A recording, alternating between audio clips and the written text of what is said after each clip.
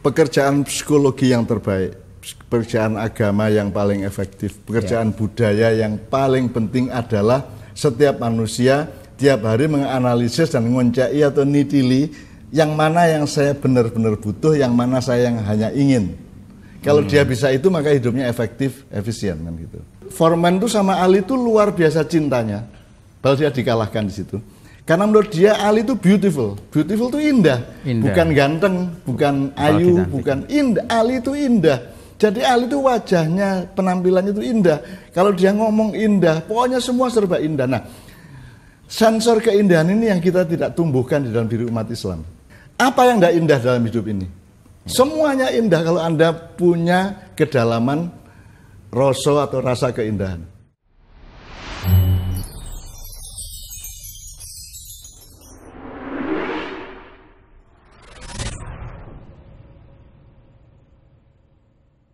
Assalamualaikum warahmatullahi wabarakatuh. Teman-teman, seperti yang teman-teman alami, saya dan juga siapapun, itu yang namanya individu atau manusia itu punya kebutuhan. Anda punya kebutuhan A, B, C, D, saya pun juga punya kebutuhan A, B, C, D, dan lain-lain gitu ya. Nah, ngomongin tentang kebutuhan, itu ternyata kebutuhan itu bukan hanya apa yang kita alami sehari-hari, tapi juga sudah pernah menjadi perhatian para psikolog gitu. Bahkan salah seorang psikolog pernah merumuskan tentang apa yang disebut sebagai basic need, jadi kebutuhan dasar atau kebutuhan pokok manusia. Ada yang merumuskan kebutuhan dasar manusia itu misalnya meliputi kebutuhan fisiologis, makan, minum, tidur, prokreasi dan lain sebagainya. Kemudian ada kebutuhan akan rasa aman. Ya, rasa aman itu ya aman, stabil, mungkin nggak terlalu duwe utang mungkin ya. Kemudian kebutuhan sosial, kebutuhan kita diterima ya, afeksi, kita mesti punya relasi dengan orang lain, punya persaudaraan, punya pertemanan, kekeluargaan dan lain sebagainya. Juga ada kebutuhan akan penghargaan. Jadi kita pencapaian, kita melakukan sesuatu, mencapai, kemudian kita mendapatkan penghargaan, mendapatkan status, mendapatkan reputasi, nama baik dan lain sebagainya. Kemudian yang berikutnya ada kebutuhan aktualisasi diri. Itu meliputi ya kita butuh berkembang, kita butuh pemenuhan terhadap jiwa kita, batin kita gitu ya.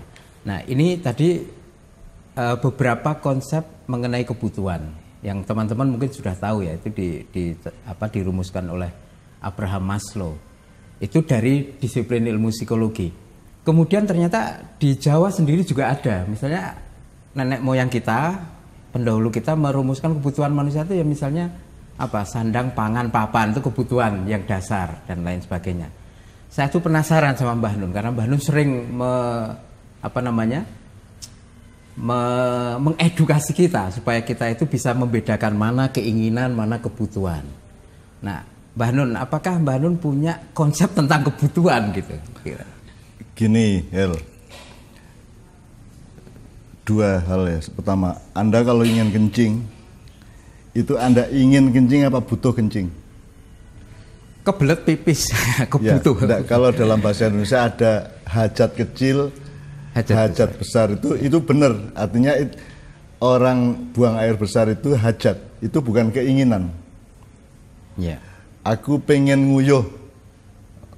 Saya bukan ingin kencing, saya butuh kencing. Ya.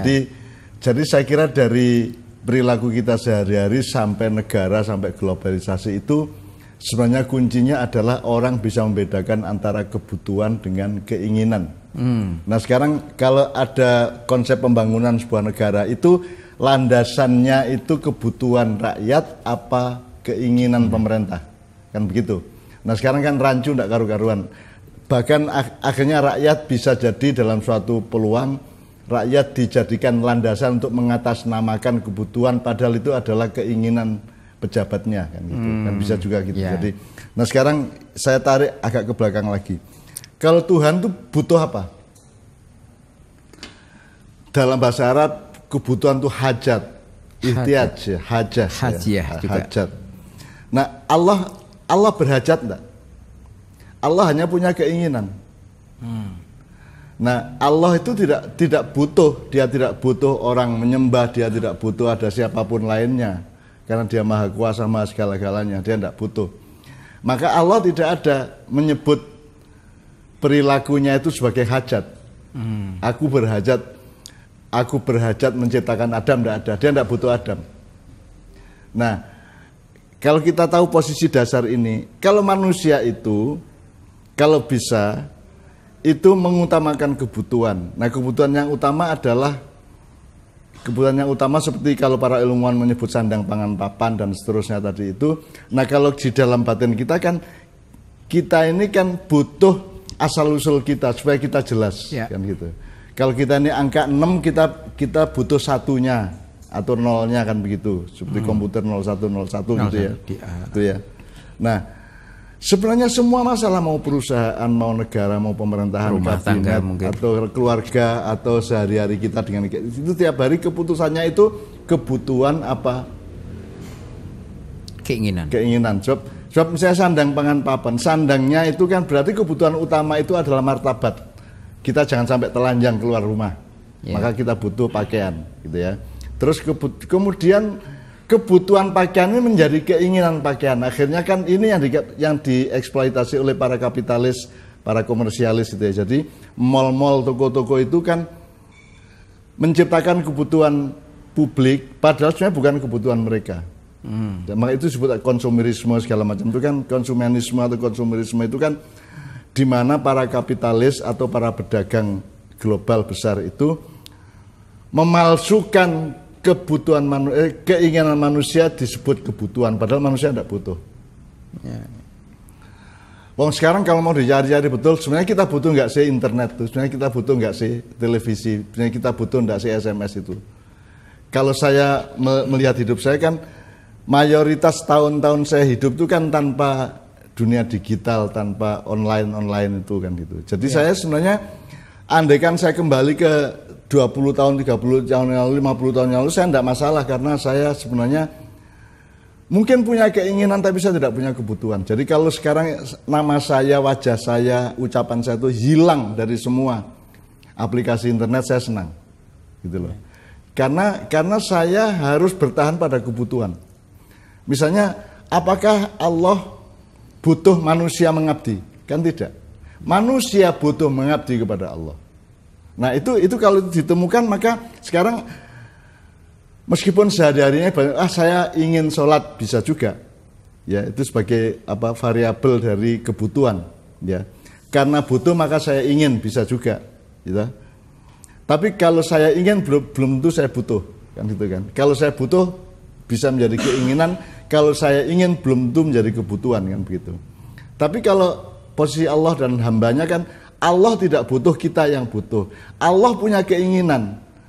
Nah, kalau Allah yang punya keinginan kan tidak masalah, karena Allah maha hafid. Jadi dia maha menjaga termasuk dirinya sendiri kan gitu. Sehingga dia punya kedewasaan dan kematangan, Allah punya kematangan dan kedahsyatan untuk ingin. Tapi kalau manusia kan harus hati-hati untuk ingin. Makanya Anda tahu ya, saya kan tidak pernah ingin menjadi pejabat, ingin menjadi pengusaha, ingin menjadi siapapun, ingin menjadi presiden, menjadi menteri, menteri gubernur, menjadi, meskipun saya pernah ditawari untuk menjadi wakil bupati Nganjuk gitu ya. Tapi saya wakil bupati loh ya. Sudah pasti saya tidak ingin. Wong presiden aja saya tidak ingin kok. Apalagi wakil bupati ya. Tapi tidak apa-apa. Wong orang itu macam-macam dan saya harus lapang menerima mereka semua. Nah, jadi menurut saya kuncinya adalah pekerjaan psikologi yang terbaik, pekerjaan agama yang paling efektif, pekerjaan budaya yang paling penting adalah setiap manusia tiap hari menganalisis dan ngoncai atau nitili yang mana yang saya benar-benar butuh, yang mana saya yang hanya ingin. Kalau dia bisa itu, maka hidupnya efektif, efisien kan gitu. Ya, tapi yang paling mendasar tadi, saya berterima kasih sekali dari pemetaan kalau Allah itu berkeinginan tapi tidak punya kebutuhan. Sebaliknya manusia itu punya kebutuhan, tapi kalau bisa jangan banyak keinginan gitu ya. Nah, dari sini apakah tadi Mbak Nur menyebut tentang bertahan pada kebutuhan? Tadi diberi contoh misalnya orang itu butuh sandang gitu ya. Sandang itu sebagai aplikasi kita menjaga martabat. Terus ternyata pada perkembangan peradaban itu baju itu sangat bermacam-macam gitu ya, jenisnya, modelnya dan lain sebagainya. Kata bertahan pada kebutuhan itu, kalau kita menjalaninya saat ini tuh kira-kira seperti apa ya, Mbah? Gini Hel, kan kalau kebutuhan itu kalau terpenuhi menjadi kelegaan, tapi kalau keinginan itu kan saya pernah menggambarkan itu seperti api. Api, jadi kalau Anda ingin itu seperti api. Mau sudah menjabat 5 tahun, minta 10 tahun, minta 15 tahun. Kalau Anda sudah punya A, ingin B, ingin C, dan Anda terus ingin secara waktu dan ruang. Jadi keinginan itu kalau di dalam jangka waktu yang panjang, di dalam kadar yang lebih tinggi, dia menjadi nafsu. Makanya dalam maknya merumuskan hidup itu sederhana. Hidup dan Islam itu sederhana. Kalau Islam itu mengajari Anda untuk mengendalikan atau menahan atau mengontrol, ngerem ya. Tapi kalau kebudayaan yang sekarang terjadi adalah ngiming-ngimingi Anda untuk melampiaskan. Saya ingat ibu saya dulu kalau nonton TV dia tanya sama Senun, iku ya opposite TV kok murui wong geragas kabeh. Nah, kapitalisme adalah pelampiasan kerakusan. Makanya kapitalisme diwaspadai oleh banyak kelompok di dunia karena di bawah sadar mereka ada yang karena memang waspada terhadap beda antara keinginan dan kebutuhan, ada yang karena kudune aku sing gawe kuwi aku ora apa-apa. Saya melawan seorang kapitalis karena saya ingin jadi kapitalis juga bisa. Gitu kan. Aku ngelawan presiden mergo aku sing pengen jadi presiden, kok kowe kudune aku gitu ya, bisa juga. Tapi ada yang mengkritisi presiden atau pejabat karena ilmunya, bisa juga. Loh, kan semua ada pertimbangannya, ada kriterianya, ada parameternya. Kan mestinya kalau ini memang cocok ini seumur hidup. Kalau ini enggak usah pernah memimpin kan bisa.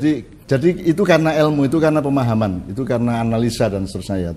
Tapi ada orang yang tidak mengerti gejala di dalam dirinya ketika dia mau kemana, mau keluar rumah, mau ngontel sepeda atau mau ngegas motor atau mobil mau kemana, itu dia tidak pernah ada mekanisme untuk menganalisa atau memilah antara ini saya ingin apa saya butuh. Ya. Ini barusan saya tadi loading berpikir Mbah Nun bahwa kalau kita bisa bertahan pada kebutuhan pada saat yang sama itu berarti kita ngerem keinginan.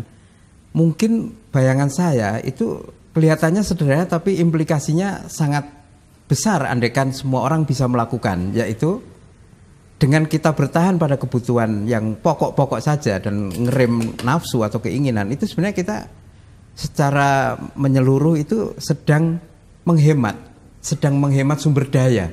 Ya sumber daya alam ya, itu salah satu manfaat atau efeknya ya. Tapi kan pikiran yang memfokuskan diri pada kebutuhan itu kan ditentang seluruh dunia. Iya. Karena seluruh dunia ini kan mengikuti ideologi atau cara hidup dengan modal sekecil-kecilnya mencari laba sebesar-besarnya, kan begitu. Iya. Itu namanya kapitalisme. Jadi pikiran kita ini ditentang oleh semua orang di dunia. Iya. Mungkin gitu. Bayangannya kalau bertahan di kebutuhan tuh garing urip. Iya. Barangkali. Padahal di saat yang sama mereka mengatakan, "Mbok hidup itu alamiah." Terus ada lagi yang mengatakan, "Mbok itu manusiawi ya." Manusiawi itu maksudnya apa? Manusiawi itu kan alamiah. Sama toh? Iya. Jadi alamiah itu kata sifat, manusia itu kata sifat yang mengacu kepada manusia. Jadi kalau Anda ngomong manusiawi, sekarang kan orang dia memperkosa, dia bernafsu, itu manusiawi ya. Itu bukan manusiawi, itu karena manusiawi itu alamiah. Oh, saya Mbak Nun, bertanya lagi, maaf.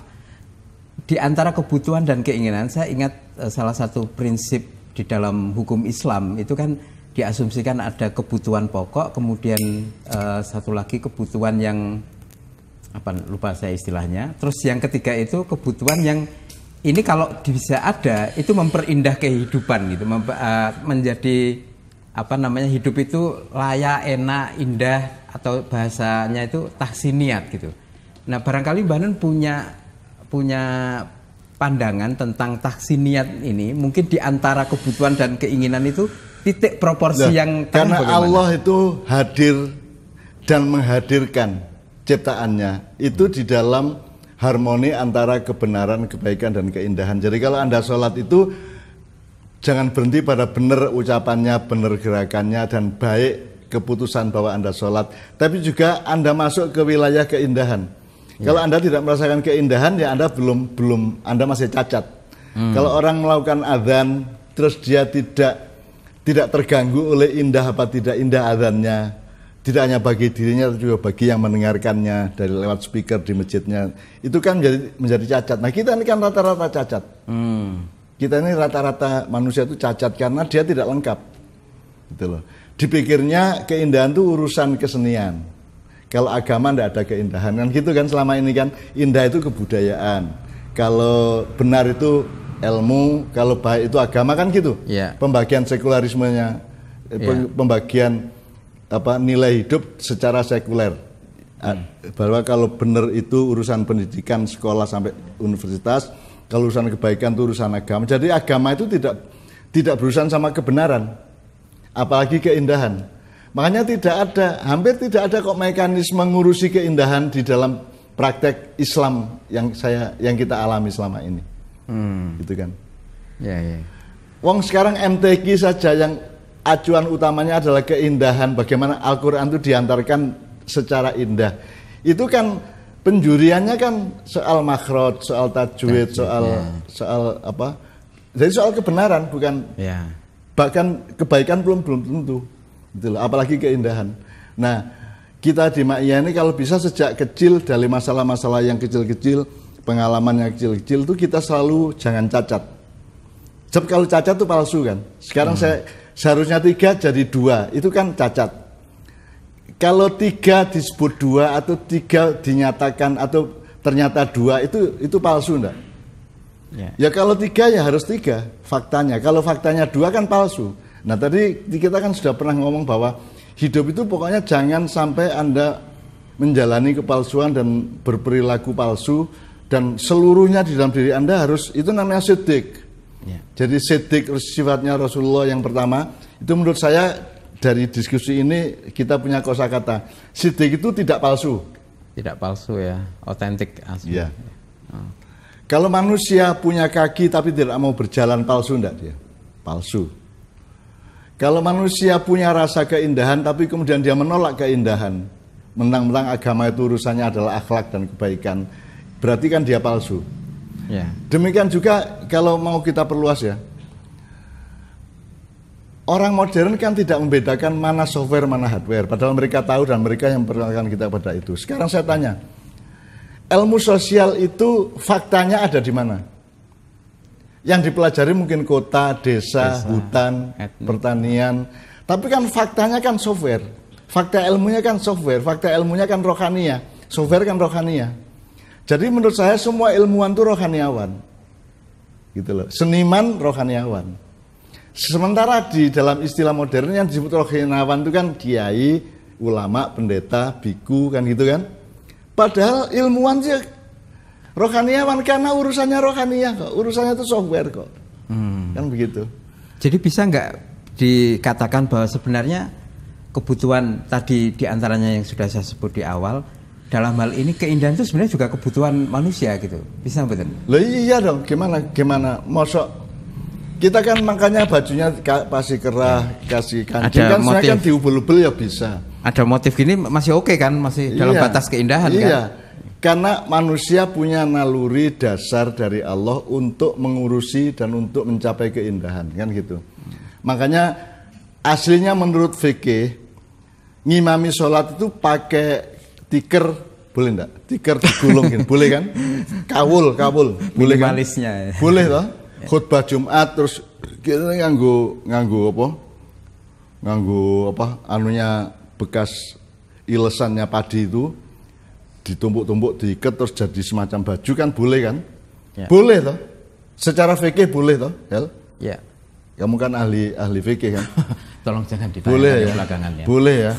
Tapi kan enggak mungkin seorang imam sholat pakai kawul pakaiannya, meskipun secara fikih memenuhi syarat untuk menutupi aurat. Wanita daripada repot-repot berjilbab, mbok sudah masuk karung aja, terus mencolot gitu, kan lebih aman. Tapi kan tidak indah. Ya. Karena keindahan itu mutlak, itu kebutuhan dasar manusia. Bayi saja nangisnya oleh Allah di set up keindahannya, bukan wah kan tidak mungkin ada bayi kok nangis kok yang baik kan, tidak mungkin. Jadi Allah saja secara alamiah, secara natural dengan sunatullah menumbuhkan potensi itu menumbuhkan potensi keindahan dan dievolusikan sedemikian rupa. Jadi apa yang indah bagi anak kecil, bagi balita, bagi remaja, bagi dewasa, bagi orang tua itu beda-beda kan gitu. Nah masalahnya manusia ini kan tidak bisa adil untuk bertahan pada kebutuhan tadi. Kebutuhan kan per waktu, taat kepada waktu loh. Kalau jadi misalnya makan itu keinginan apa kebutuhan? Kebutuhan, Mbak. Kebutuhan. Bukan saya ingin makan, saya butuh makan. Sama dengan kencing, tidak bisa ditunda. Beol tidak bisa ditunda, karena itu kebutuhan gitu. Nah, sekarang bagaimana manusia menemukan bahwa kontak dengan Allah, komunikasi dengan Allah, silaturahmi dengan Allah itu adalah kebutuhan hidupnya. Kan itu sebenarnya kan ajaran agama yang utama. Gitu kan. Karena Allah disadari kehadirannya dan dia punya teori terminologi bahwa Allah hadir gitu ya. Jadi kemudian dia mengerti kebutuhannya. Nah dalam konteks keindahan ini saya nggak tahu persis apakah keindahan itu bersifat beda-beda antar wilayah atau antar komunitas, tetapi bahwa sesungguhnya seperti yang Mbah Nun sampaikan tadi itu potensi atau naluriah dari Allah bahwa manusia itu diberi kecenderungan kepada keindahan. Nah dalam refleksi Mbah Nun di sekitar kita ini, di masyarakat kita ini, gini, persepsi ini sebenarnya kan para ulama, para ahli fikih, fuqaha ya, itu kan banyak memperingatkan musik haram. Jadi mereka itu mengidentifikasi atau mengenali keindahan itu selalu dari luar dirinya. Sudah ada biola, sudah ada gitar, sudah ada drum, sudah ada trompet. Itu yang dia kenal. Dia tidak kenal keindahan di dalam dirinya. Dia tidak kenal keindahan sebagai anugerah Allah di dalam dirinya, yang dirasakan juga oleh software di dalam dirinya kan gitu. Makanya akhirnya yang keluar adalah apalah fatwa-fatwa yang tentang di luar dirinya, haram, band haram. Ini gitar haram, maka jual gitar juga haram gitu-gitu kan ya. Karena dia kenalnya keindahan itu di luar dirinya, karena di dalam dirinya dia tidak pernah mengalami keindahan. Masa Anda berkaca tidak melihat keindahan? Kok bisa ya jadi kayak yang di kaca itu kok saya tuh kok punya idep ya, kok saya ya tidak jelek-jelek amat gitu ya, dan seterusnya. Pokoknya apa yang tidak indah dalam hidup ini? Semuanya indah kalau Anda punya kedalaman rasa keindahan. Semua indah. Ya. Tidak ada yang tidak indah. Apalagi Allah sudah men-set up keindahan menurut hati manusia begini. Menurut rasanya manusia begini gitu ya. Misalnya sekarang lebih indah mana orang botak apa orang yang punya rambut? Lebih indah mana orang yang rambutnya hitam atau yang rambutnya sudah mulai keputih-putihan, kecoklat-coklatan kayak saya gitu ya. Itu kan konsep-konsep sesaat gitu ya. Ya, temporer. Ya. Tapi bahwa ada rambut dan tidak ada rambut itu kan sebuah keindahan. Bayangkan ada galaksi, ada ruang yang tidak terbatas yang tidak bisa kita hitung, ada sekian ratus galaksi, ada Milky Way, ada supernova, ada Bima Sakti, ada segala macam. Dan tidak usah jauh-jauh, kita ke sawah ada kunang-kunang berterbangan gitu. Itu semua indah, yang tidak indah itu tidak ada. Nah, cuman masalahnya kok sensor keindahannya itu tidak hidup di dalam, tidak diajarkan dan tidak dihidupkan oleh para ulama di dalam kehidupan umat Islam. Jadi mereka tidak pernah. Jadi misalnya Muhammad Ali itu kalau menurut lawannya yang di Zaire, di Kinshasa, yang dikalahkan Ali pada ronde ke-8 KO ya. Itu Foreman itu sama Ali itu luar biasa cintanya. Kalau dia dikalahkan di situ. Karena menurut dia Ali itu beautiful. Beautiful itu indah. Bukan ganteng, bukan ayu, bukan indah. Ali itu indah. Jadi Ali itu wajahnya, penampilannya itu indah. Kalau dia ngomong indah, pokoknya semua serba indah. Nah, sensor keindahan ini yang kita tidak tumbuhkan di dalam diri umat Islam. Jadi sekarang kita tidak tahu, kita sekarang ditipu-tipu, kita diajarin tentang keindahan oleh TV, oleh sinetron, ya, oleh musik pop, oleh segala macam, sehingga kita tidak punya konstelasi keindahan, tidak punya software untuk meneliti keindahan di dalam diri kita. Nah, menurut saya kan sekarang setiap orang harus menumbuhkan atau mengaktifasikan rasa indah itu. Sehingga kamu nanti ngelihat orang bukan hanya ganteng apa ora. Ganteng mungkin bagian dari indah ya. Ayu bagian dari indah ya. Tapi kalau Anda pakai software kan akhirnya kan kalau orang Jawa mengatakan sing ayu hatine bukan raine kan gitu. Yang cantik itu hatinya bukan wajahnya gitu ya. Itu kan penglihatan tentang keindahannya lebih mendalam. Nah, menurut saya dari pertanyaan tadi itu salah satu kebutuhan setiap orang yang beragama Islam adalah menumbuhkan sensor keindahan di dalam dirinya. Sehingga kita sama orang tuh nggak hanya ngelihat oh ini NU, ini Muhammadiyah, ini Syiah, ini HTI, nggak hanya ngelihat gitu. Itu kan sangat hardware dan sangat institusional dan sangat lembagawi, sangat administratif. Mbok bisa melihat orang itu, nah di maknya kan kita lihat keindahannya si meskipun dia pakai tato, meskipun Mirel, meskipun siapapun kan kita si Weldo segala macam kan, yang kita lihat adalah keindahan kemanusiaan yang tidak tampak oleh mata. Nah sekarang ini kan karena kita ini materialistik dan dididik oleh globalisasi materi sekarang ini, maka yang disebut indah itu adalah menurut mereka. Sampai-sampai apa yang sebenarnya kita tidak ketawa, kita ketawa kok, gitu. Karena menurut TV itu lucu terus kita ikut ketawa, kan gitu. Padahal jadi kita tidak mandiri di dalam soal keindahan. Tapi ya gimana, wong soal kebenaran aja nggak mandiri, soal kebaikan yang nggak mandiri, apalagi soal keindahan kan gitu. Nah, saya kembalikan kepada pertanyaan awal Helmi bahwa kebutuhan utama sekarang adalah setiap Muslim itu mengaktifasi sensor keindahan di dalam dirinya supaya ngelihat apa-apa itu penuh rasa syukur. Lah sekarang ini azan enak apa ndak enak aja ndak tahu gimana. Jangankan bedakan ini sikah apa bayati, jangankan sampai ke qiraah sab'ah. Wong mendengarkan secara polos, ini qiraah bagus apa tidak aja ndak tahu, jangankan makrotnya, tajwidnya. Lagunya saja yang tanpa pembelajaran apa-apa kan bisa dirasakan. Itu aja nggak tahu kok sekarang. Orang udah nggak bisa menilai lagi. Karena apa? Karena tidak ada aktivasi rasa keindahan di dalam diri umat Islam. Nah itu kebutuhan menurut saya kebutuhan. Jadi artinya tidak hanya kebutuhan secara fisikal, makan minum dan lain sebagainya. Dari diskusi dari perbincangan ini kita tahu bahwa menurut Mbah Nun kita itu masih punya loh kebutuhan, yaitu keindahan, dan itu sangat penting fungsinya. Kamu lihat ya, ayat Allah itu kan sangat benar, wahyu ya, wahyu Allah ya, sangat baik dan sangat indah. Tapi kan keindahannya nggak pernah ditangkap.